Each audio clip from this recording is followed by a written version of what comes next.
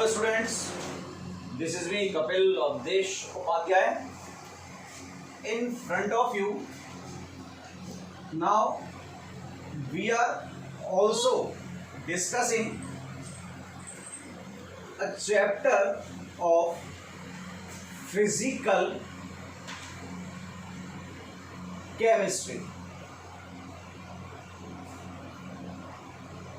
Now listen. Second portion पर जो हमारा पैरेलली चल रहा है वो चल रहा है hello alkene and hello arene organic chemistry का चैप्टर नंबर फर्स्ट। कुछ स्टूडेंट्स की डिमांड आई थी सर फिजिकल केमिस्ट्री का भी कोई पोर्शन स्टार्ट करें, तो आज हम स्टार्ट कर रहे हैं फिजिकल केमिस्ट्री का जो चैप्टर है। बहुत इंटरेस्टिंग चैप्टर है बेटा जी, और वो चैप्टर है आपका क्या, केमिकल काइनेटिक्स। कॉपी पेन निकाल लो, बहुत मजे आने वाले हैं इस चैप्टर में। जिस स्टूडेंट का फिजिक्स में थोड़ा भी इंटरेस्ट है उसे बहुत ज्यादा मजे आएंगे इस चैप्टर में। And the chapter is chemical kinetics. Now first thing before starting the lecture we are going to be discuss the meaning of this word, that is chemical kinetics. The word chemical, it is related to the chemical reactions, and my students, you all know what is the meaning of kinetics. It is related to the motion. Motion means rate. What is the meaning of motion? It is related to the rate. So students, in this chapter we will discuss about the rate of chemical reactions. क्या discuss करने वाले हैं? Chemical reactions की rate को हम जिस chapter में discuss करेंगे वो चैप्टर कौन सा है आपका, केमिकल काइनेटिक्स। देखो इस चैप्टर में हम बेसिकली स्टडी क्या करने वाले हैं, फर्स्ट जो हम इस चैप्टर के अंदर स्टडी करेंगे वो करेंगे rate of chemical reaction. Second point is factor affecting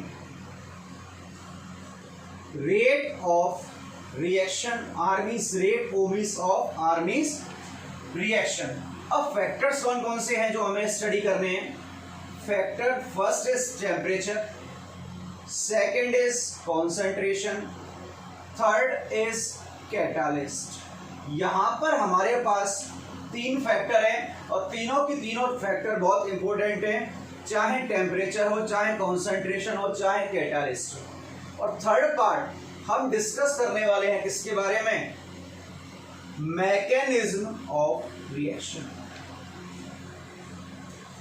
mechanism of reaction जो हमने ऑर्गेनिक केमिस्ट्री में अपन ने स्टडी करी है। देखो ऑर्गेनिक केमिस्ट्री में एक जगह वर्ड आता है RDS। आर का मीनिंग क्या, रेट, डी का मतलब determining step, rate determining step. तो हमारे इस चैप्टर में बेसिकली तीन पोर्शन है। First is rate of reaction, second is factor affecting rate of reaction, third is mechanism of rate of reaction. Now look here, we are going to frame the definition of chemical kinetics. What will be the definition of chemical kinetics? Look here, the branch of physical chemistry, the branch of physical chemistry which deals with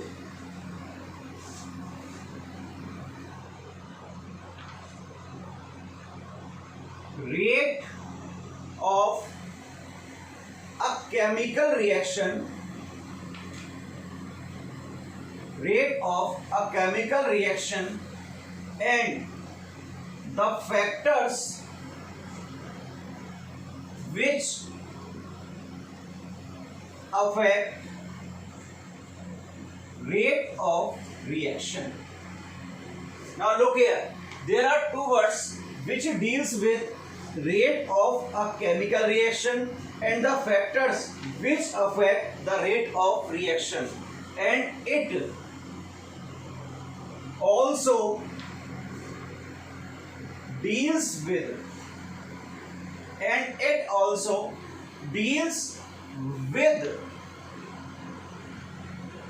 mechanism of the reaction. ये है आपकी क्या definition. देखो definition कोई important नहीं है, किसी भी एग्जाम के अंदर नहीं आई ना आएगी आज तक। यहाँ पर इंपॉर्टेंट क्या है कि हम स्टडी क्या करना है, सबसे पहले तो ये पता होना चाहिए rate of a chemical reaction and factor which affect the rate of reaction. ये बहुत इंपॉर्टेंट सेक्शन है बेटा, सुन लेना। Factor affecting rate of reaction and it also deals with mechanism of the reaction.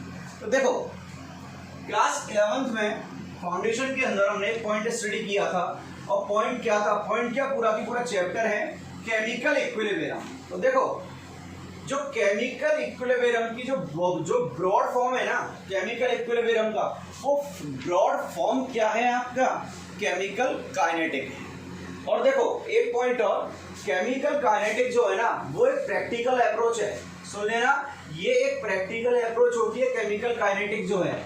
तो यहाँ पर सबसे पहले अब लिखना स्टार्ट करेंगे, हम अपना चैप्टर स्टार्ट करने जा रहे हैं। और चैप्टर में फर्स्ट हेडिंग है types of chemical reaction. Types of chemical reaction, it is dear on the basis of rate. किस बेस पर हम टाइप स्टडी करने जा रहे हैं, रेट के बेसिस पर। So on the basis of rate there are 3 type of chemical reactions are possible. देखो अब एक चीज सुनना, जब हम फिजिक्स में वेलोसिटी कैलकुलेट करते हैं, वेलोसिटी क्या होता है,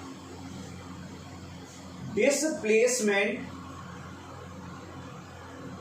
ओवर टाइम। ये फॉर्मूला होता है डिस्प्लेसमेंट का। अगर मैं यहां पर एवरेज वेलोसिटी लिख दूं तो क्या हो जाएगा formula, change in displacement upon time taken. ये फॉर्मूला हो जाएगा। फिजिक्स आप लोग सब लोगों को 9th क्लास से पढ़ते आ रहे हो, बहुत अच्छी तरह याद है। Average velocity is change in displacement upon time taken. What is the meaning of change in displacement, final displacement minus initial displacement. So same here we are going to be discuss the rate. What is the meaning of rate? It is similar to the velocity or speed. So dear, I am taking a very simple example. Suppose करो हमारे पास 3 student हैं, एक student X है, एक student Y है और एक student क्या है, Z है। अब यहाँ पर 10 रसगुल्ले रखे हुए हैं, रसगुल्ला क्या रखा हुआ है सर, रसगुल्ला। ये X स्टूडेंट जो है इन 10 रसगुल्लों को कब खा जाता है हमें पता ही नहीं चलता। सुनना, जो X है वो इन 10 रसगुल्लों को कब खा जाएगा पता नहीं चलेगा। Y जो है इसे खाने में जाने कितने साल लेगा हमें पता नहीं है, और पता भी हो तो कोई मतलब नहीं है, ये सालों में इन 10 रसगुल्ले को खा रहा है।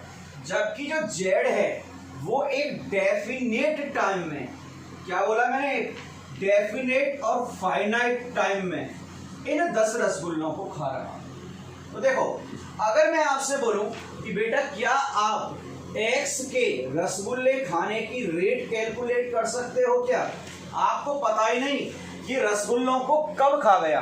पॉइंट सुनना, आपको ये नहीं पता कि ये इन रसगुल्लों को कब खा चुका है। तो अगर रेट निकालनी है तो रेट क्या निकालोगे आप, change in rasgulla upon time taken. तो देखना जरा, आपको पता ही नहीं चला कि स्टूडेंट X ने रसगुल्ले कब खा लिए, तो आप इसके लिए रेट कैलकुलेट कर नहीं सकते। Y कब तक खाएगा इसके लिए रेट कैलकुलेट नहीं कर सकते। लेकिन Z के पास एक डेफिनेट टाइम है कि वो उस टाइम पीरियड में रसगुल्लों को खत्म कर देगा। तो देखो X जो है उसके लिए आप रेट निकाल नहीं सकते क्योंकि कब खा जाएगा पता नहीं। Y कब तक खाएगा इसलिए नहीं निकाल सकते, जबकि ये डेफिनेट टाइम पीरियड में कौन खा रहा है, आपका Z खा रहा है। तो आप किसके लिए रेट कैलकुलेट कर सकते हो, Z के लिए। तो सिमिलरली अब एक पॉइंट देखना कि X, Y और Z हमारे पास 3 रिएक्शन हैं। ये रिएक्शन जो है वो कंप्लीट होने में फ्रैक्शन ऑफ सेकंड ले रही है, मतलब सेकंड का भी एक हिस्सा ले रही है, मतलब कब खत्म होगी विद इन सेकेंड्स में हमें पता नहीं चलेगा। और इसका सबसे बेस्ट एग्जांपल जो होते हैं ना बेटा, वो एग्जांपल है आपका कौन सी रिएक्शन, आयनिक रिएक्शन और प्रेसिपिटेशन रिएक्शन। यूनिवर्स की जितनी भी आयनिक रिएक्शन और प्रेसिपिटेशन रिएक्शन होती हैं वो वेरी फास्ट रिएक्शन होती हैं। तो फर्स्ट टाइप तो हुआ कौन सी रिएक्शन, वेरी फास्ट रिएक्शन, जो फ्रैक्शन ऑफ सेकंड में कंप्लीट होंगी। For example suppose NaCl is going to be react with AgNO3. Here in this particular reaction you are not able to calculate the period of time, in how much time it will complete. My students, it will complete within seconds, meaning is that in fraction of second, because NaCl, it is a type of ionic compound, it is also an ionic compound, so both will dissociate in their ionic form. From here Na plus will react with NO3 and Ag will react with Cl minus. So from here the sodium nitrate and silver chloride, white precipitate of silver chloride will be obtained. तो देखो universe की जितनी भी आयनिक reaction और precipitation reaction है ना, ये very fast reaction होती हैं, मतलब इन्हें कंप्लीट होने में फ्रैक्शन ऑफ सेकंड लगता है, सेकंड का भी बहुत माइन्यूट पार्ट। अब ये बताओ इतना कम टाइम पीरियड लग रहा है तो क्या आप इसके लिए रेट कैलकुलेट कर पाओगे, नहीं कर पाओगे। तो यहाँ पर एक पॉइंट लिख दे रहा हूं, आप कभी भी इन रिएक्शन के लिए रेट कैलकुलेट नहीं कर सकते। Second reaction why, it takes years of time in completion, इसे कंप्लीट होने में years of time लगते हैं, मतलब सालों का समय लगता है। एग्जाम्पल रस्टिंग ऑफ आयरन, जो लोहे में जंग लगती है ना, रस्टिंग ऑफ आयरन इसका सबसे बेस्ट एग्जाम्पल है। और लास्ट पे आप इसको कहते हैं वाई। देखो एक्स वेरी फास्ट हुई, वाई जो है वो वेरी स्लो होगी, इतनी स्लो कि आपको पता ही नहीं है कब खत्म हो रही है, तो इसके लिए भी आप रेट कैलकुलेट नहीं कर सकते। लेकिन जेड जो है वो एक डेफिनेट टाइम पीरियड लेती है रिएक्शन के कंप्लीट होने में, so it takes finite period of time for completion of the reaction. इस रिएक्शन को कंप्लीट होने में डेफिनेट टाइम लगता है। और यूनिवर्स की जितनी भी मॉलिक्यूलर रिएक्शंस हैं, जैसे हेवर प्रोसेस हो गई, जितनी भी यूनिवर्स की मॉलिक्यूलर रिएक्शंस हैं वो सभी किसका एग्जांपल है, जेड का। तो जेड को कहते हैं हम स्लो रिएक्शन और मॉडरेट रिएक्शन, स्लो रिएक्शन और moderate reaction. So now look here, first one is very fast, second one is very slow. For both you can never calculate the rate of reaction, so my dear students, you will always calculate the rate of reaction for moderate or slow reaction. What am I saying? Listen carefully, dear. You will calculate always the rate of a reaction for slow reaction or moderate reaction. You can never use you can never use very slow or very fast reaction for the calculation of rate. मतलब यह है कहने का कि क्या कहने का मतलब है कि आप रेट केवल और केवल किसके लिए निकालोगे, स्लो रिएक्शन के लिए। कभी फास्ट वेरी फास्ट और वेरी स्लो के लिए निकालोगे क्या, नहीं सर कभी नहीं निकालेंगे। चलो एक सिंपल सा एग्जांपल लेते हैं। सपोज करो आपके पापा हैं और आप घर पे बैठे हुए हो, एक रिएक्शन ले रहा हूँ बहुत इंटरेस्टिंग है, दोबारा से समझाऊंगा इसको, उसी क्वेश्चन को मतलब उसी एग्जाम्पल को लेकर। अरे सर क्या कभी क्वेश्चन क्या कभी एग्जाम्पल, तो बेटा यही फंडा है हमारे पढ़ाने का, कभी क्वेश्चन होगा तो कभी एग्जाम्पल होगा। चलो अब एग्जाम्पल लेते हैं। एग्जाम्पल ये है कि पापा का हाथ है चाटा और आपके गाल पर पड़ रहा है, तो चाटा प्लस गाल इक्वल टू क्या हो गया प्रोडक्ट आपका, लाल गाल हो गया। सर लाल गाल क्यों करा रहे हो? अब एक पॉइंट सोचो, एक स्टूडेंट के पापा हैं x, एक के है y, एक के है z। x के फादर ने इतनी रैंडमली चांटा मारा ना, इतनी जल्दी स्लैप किया कि स्टूडेंट को पता ही नहीं चला कि उसका गाल लाल कब हो गया। अब y है, उसके फादर ने हाथ तो उठा रखा है और वो हाथ गाल पे मारा नहीं है, मतलब बच्चे को ये नहीं पता कि मेरा लाल गाल कब होगा, सालों लग जाएंगे। और जेड है, उसके पापा इतने तरीके से मार रहे हैं उसको कि उसको पता है कि कितने टाइम पीरियड में मेरा गाल लाल हो जाएगा। तो देखो एक्स जो है वो वेरी फास्ट है। सर बहुत तेज पापा है? नहीं, वेरी फास्ट स्पीड से मारने वाले पापा हैं। वाई जो है वो वेरी स्लो हैं। और थर्ड क्या है?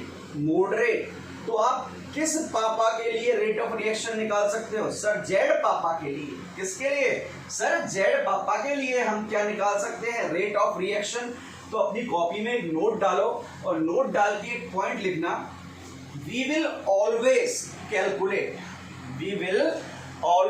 Calculate the rate of reaction for moderate और स्लो स्पीड रिएक्शन। तो आप हमेशा रेट किसके लिए कैलकुलेट करने वाले हो? या तो मोड रेट लिख दो, मोड रेट रिएक्शन, या आप स्लो रिएक्शन लिख दो। बात एक ही है, आप हमेशा मॉडरेट और स्लो रिएक्शन के लिए क्या कैलकुलेट करने वाले हो? रेट कैलकुलेट करने वाले हो। अब देखो सेकंड पॉइंट जो स्टडी करने जा रहे हैं, कैलकुलेशन ऑफ रेट। आखिर हम रेट निकालते कैसे हैं? तो देखो बेटा, जो रेट होता है ना, rate it is equal to change in quantity. Rate क्या होगा? Change in quantity in particular time, मतलब अपॉन टाइम टेकन। अब दो पॉइंट है केमिकल रिएक्शन के लिए, सुन लेना। केमिकल रिएक्शन के लिए जो क्वांटिटी है वो या तो आपकी क्या हो सकती है? कॉन्सेंट्रेशन। क्वांटिटी क्या हो सकती है? या तो आपकी कॉन्सेंट्रेशन हो सकती है और या क्या हो सकती है? Pressure.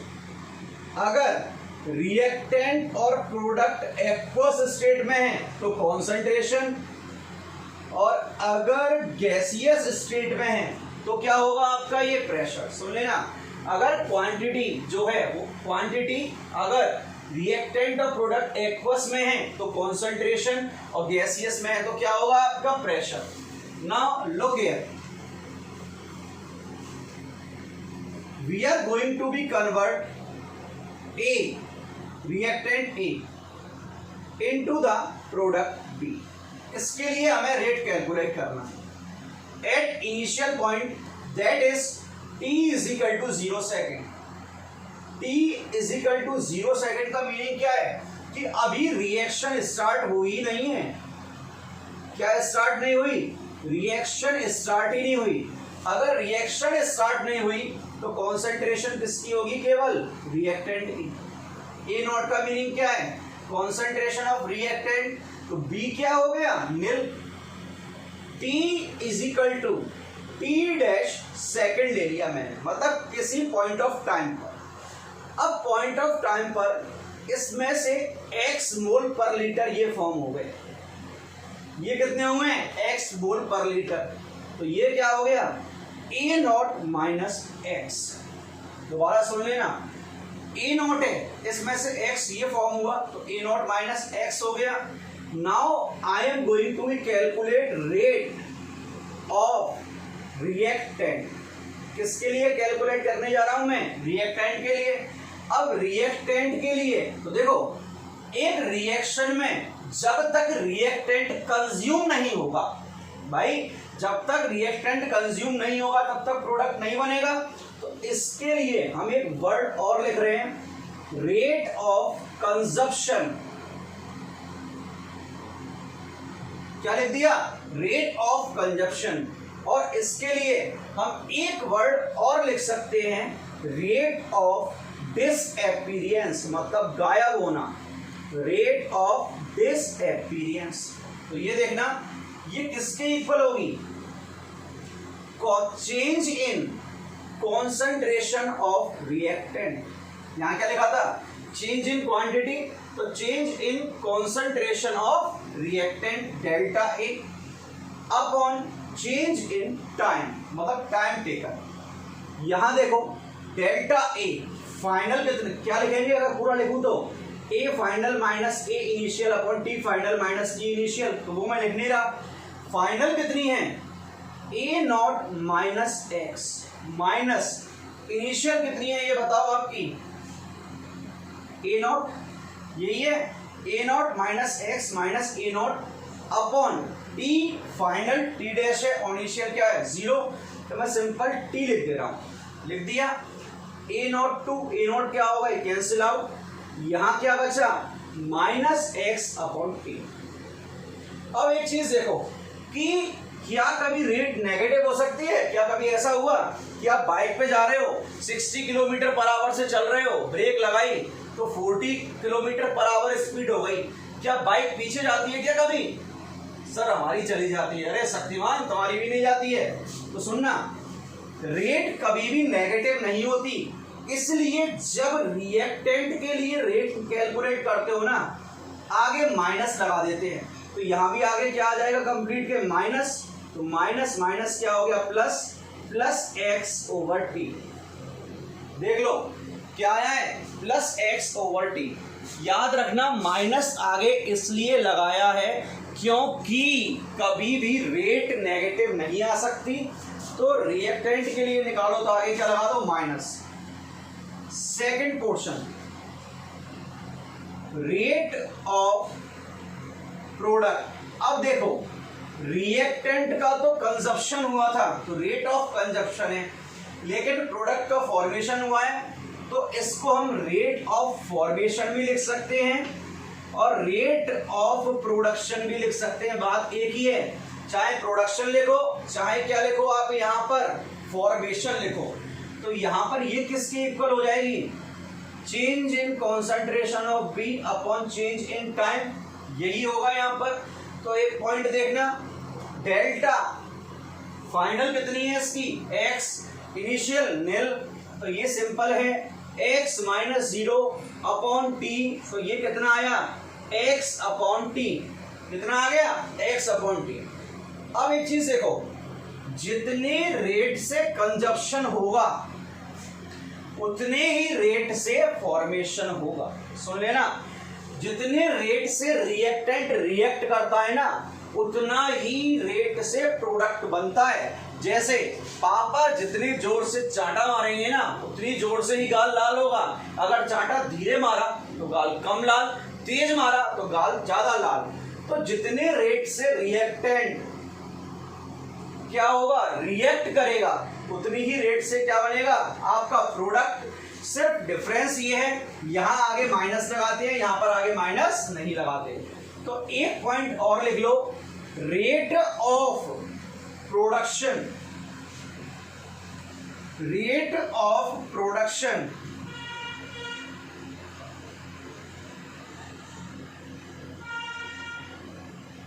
Always similar to the rate of consumption but it will be negative। जो प्रोडक्शन होगा ना वो कंजप्शन के क्या होगा आपके सिमिलर बट क्या होगा नेगेटिव। अब यहां पर हम क्या कर रहे हैं, एक फॉर्मूला आया रेट का निकल के, रेट ऑफ रिएक्शन किसके इक्वल होगी, अगर आपका प्रोडक्ट है तो plus delta concentration upon delta T, और अगर रिएक्टेंट है तो क्या आ जाएगा माइनस, तो rate of reaction is equal two plus minus change in concentration upon change in time. अगर रेट ऑफ रिएक्शन आपकी प्रोडक्ट के लिए तो पॉजिटिव, रिएक्टेंट के लिए तो क्या होगी नेगेटिव। ये आपका यूनिवर्सल फॉर्मूला आ चुका है। अब इसके बाद देखो यहां से हम डिस्कस करने जा रहे हैं unit of rate of reaction. And in unit first point is if reactant and product both are in aqueous state or aqueous form। अगर aqueous में है तो जो क्वांटिटी है आपकी, ऊपर क्वांटिटी होती है, वो किस में होगी आपकी, कॉन्सेंट्रेशन की टर्म में। सुन लेना, aqueous है, यहां लिख दे रहा हूं, अगर aqueous है तो आएगा कॉन्सेंट्रेशन, और अगर आपका क्या है, गैसियस फॉर्म है, तो क्या आएगा आपका, यहाँ पर आप सबको पता है, एक्वस में कॉन्सेंट्रेशन और गैसियस फॉर्म में क्या आएगा आपका, प्रेशर। ये पॉइंट माइंड में सेट कर लेना, एक्वस में कॉन्सेंट्रेशन, गैसियस में क्या आता है हमेशा, प्रेशर। अगर ये एक्वस फॉर्म में, तो देखना जरा, एक्वस में रेट इज इक्वल टू क्या हो जाएगा, change in concentration upon change in time, यही होगा। कॉन्सेंट्रेशन की unit molarity, molarity normality, so C is equal to N by V mole per litre. N का मीनिंग क्या है, मोल, V क्या हुआ, वॉल्यूम, लीटर और मीटर क्यूब, बात एक ही है। T time, it can be in second, in minute, in year, in day और इन आवर। एग्जाम में मेंस के अंदर किसी में भी दे सकता है। एक बार तो लीप ईयर में पूछा था, in second, in minute, in year, in day और इन आवर। तो देखना यूनिट क्या आई, सी की क्या हुई, मोल पर लीटर पर टाइम, तो मैं सेकंड लिख रहा हूं, मोल पर लीटर पर टाइम पर सेकंड। ये तो एक्वस फॉर्म में हुई। सेकंड, अगर मुझे यहां पर कैलकुलेट करना हो, किस फॉर्म में गिवन हो, गैसियस फॉर्म में। किस फॉर्म में गिवन है, गैसियस। अगर गैसियस फॉर्म के अंदर गिवन है ना बेटा, तो जो रेट होगी वो आपकी क्या हो जाएगी, change in pressure upon change in time. Pressure की यूनिट क्या होती है आपकी, ATM, तो ATM पर सेकंड क्या हो जाएगा, ATM पर सेकंड। तो ये आपकी यूनिट है, ब्लैक बोर्ड से देख लें आराम से। सबसे पहले लिखा है, हमेशा जो रेट है वो मॉडरेट रिएक्शन के लिए कैलकुलेट कर सकते हैं या स्लो के लिए। सेकंड है, रेट ऑफ प्रोडक्शन जो है वो रेट ऑफ कंजप्शन के सिमिलर आएगी। थर्ड है, rate of reaction is equal two plus minus delta C over delta T। Here the sign of positive will be used in case of product.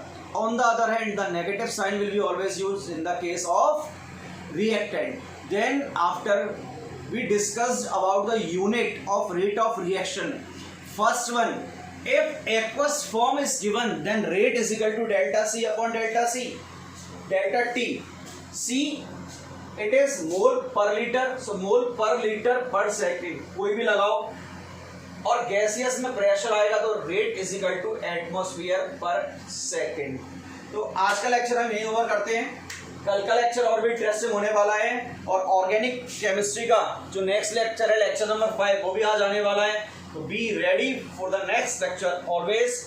इसके अलावा एक important information है student के लिए, अगर कोई स्टूडेंट ऑनलाइन क्लास लेना चाहता हो तो जूम ऐप डाउनलोड करें और व्हाट्सएप करें 8947080626। इससे आगे का लेक्चर वहां भी मिलेगा और यहाँ भी मिलेगा, तो आपका रिवीजन भी साथ में हो जाएगा। तो आप कॉल भी कर सकते हो। मस्त रहो, खुश रहो, आबाद रहो, कोरोना से बचते रहो। जय मोदी की।